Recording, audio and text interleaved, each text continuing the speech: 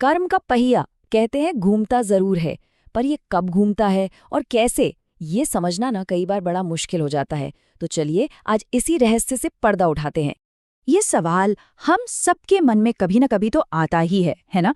एक अजीब सी चुभन होती है दिल में जब हम देखते हैं कि कोई बेईमान इंसान तरक्की कर रहा है और अच्छे लोग पीछे रह जाते हैं। तब लगता है कि क्या सच में कोई न्याय है, इंसाफ होता भी है या नहीं? तो चलिए इस सवाल का जवाब ढूंढते हैं एक कहानी के जरिए। विशाल नाम के एक आदमी की कहानी। और यकीन मानिए, विशाल की ये कहानी कर्म के इस पूरे खेल को एक बिल्कुल नए नजरिए से हमारे सामने रखेगी।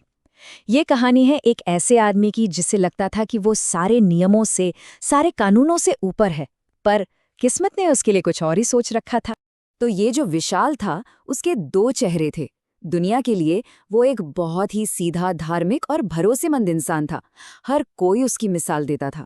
लेकिन पर्दे के पीछे की हकीकत कुछ और ही थी। असल में तो वो मजबूर लोगों का फायदा उठाता था, झूठे वादे करता था और उनकी जमीनें तक हड़प लेता था। उसका बस एक ही मकसद था, अपनी तिजोरी भरना।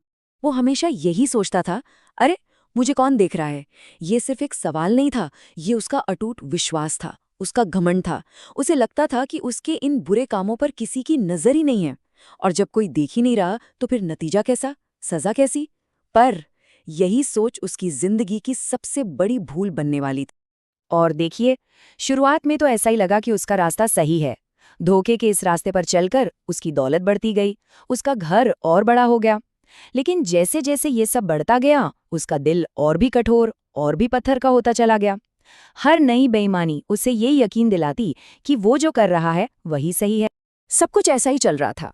और फिर कहानी में एक मोड़ आया, एक ऐसा मोड़ जो सब कुछ बदलने वाला था। एक दिन उस शहर में गौतम बुद्ध का आगमन हुआ, और उनका आना अब कह सकते हैं एक इशारा था कि अब हिसाब का समय नजदीक है। तो हुआ यूं कि कुछ लोगों ने बुद्ध से पूछ लिया, भगवान, ये विशाल इतना गलत काम करता है, फिर भी इतना फलता फूलता कैसे है? बुद्ध ने बहुत शांति से जवाब दिया, कर्म का फल हमेशा तुरंत नहीं मिलता। अब विशाल ने भी ये बात सुन ली, और अपने घमंड में उसने इसका मतलब ही उल्टा निकाल लिया। उसे लगा कि ये तो उसके लिए हरी झंडी है कि वो जो कर रहा है करता रहे। वो इस बात की गहराई तक पहुंच ही नहीं पाया। ये सुनकर विशाल तो जोर से हंसा। उसे लगा, वाह, ये तो मेरे हक में बात हो गई। उसका घमंड 7वें आसमान पर पहुंच गया। उसे पक्का यकीन हो गया कि उसे कोई छू भी नहीं सकता। वो अपनी ही बनाई दुनिया में इतना अंधा हो चुका था कि उसे अपनी तरफ बढ़ते एक भयानक तूफान का जरा भी अंदाजा नहीं था। और अब वो वक्त आया जब कर्म ने पासा पलटा। चलिए देखते हैं कि कैसे कर्म का बूमरैंग वापस लौटा और विशाल की दुनिया को पूरी तरह से हिलाकर रख दिया। और ये पतन बहुत तेजी से हुआ, इतनी तेजी से कि विशाल को संभलने का मौका तक नहीं मिला। पहले महीने पूरे नगर में भयंकर सूखा पड़ा। अगले ही महीने उसके व्यापार में अचानक बहुत बड़ा घाटा हो गया। फिर उसका बेटा गंभीर रूप से बीमार पड़ गया। पैसा, व्यापार, परिवार, सब कुछ रेत की तरह उसके हाथों से फिसल रहा था। और सबसे बुरी बात ये थी कि जब उसे मदद की सबसे ज्यादा जरूरत थी, तो वही लोग जिन्हें उसने ठगा था, उन्होंने साफ इनकार कर दिया। वो बिल्कुल अकेला रह गया। जब सब कुछ बिखर गया तो पूरी तरह से टूट चुका विशाल भागकर बुद्ध के पास पहुंचा। उसकी आवाज में गुस्सा भी था और बेबसी भी। वो बोला, मैंने किसी की हत्या तो नहीं की, फिर मेरे साथ ये सब क्यों हो रहा है? देखिए, वो अभी भी अपने कर्मों की गहराई को समझ ही नहीं पा रहा था। उसकी नजर में सबसे बड़ा पाप तो बस किसी की जान लेना था। और विशाल के इसी सवाल के जवाब में बुद्ध ने कर्म का वो असली मतलब दुनिया के सामने रखा, एक ऐसी सीख जो सजा से कहीं ज्यादा गहरी और जरूरी है। बुद्ध ने उसकी तरफ देखा और पूछा, ये सच है कि तुमने किसी इंसान की हत्या नहीं की, लेकिन ये बताओ, तुमने कितनी उम्मीदों की हत्या की है? ये सवाल एक तीर की तरह सीधा विशाल के दिल पर लगा। उसे पहली बार एहसास हुआ कि चोट सिर्फ शरीर पर नहीं लगती। उसने लोगों का भरोसा रौंदा था, उनके सपने छीने थे और उनकी आशाओं की हत्या की थी। और यहीं पर कर्म का असली रहस्य खुलता है। कर्म सजा नहीं देता, कर्म सिखाता है। ये हमें ठीक वही लाचारी, वही बेबसी महसूस कराता है जो हमने कभी दूसरों पर थोपी थी। इसका मकसद सिर्फ एक है, हमें हमदर्दी सिखाना, हमें एक बेहतर इंसान बनाना।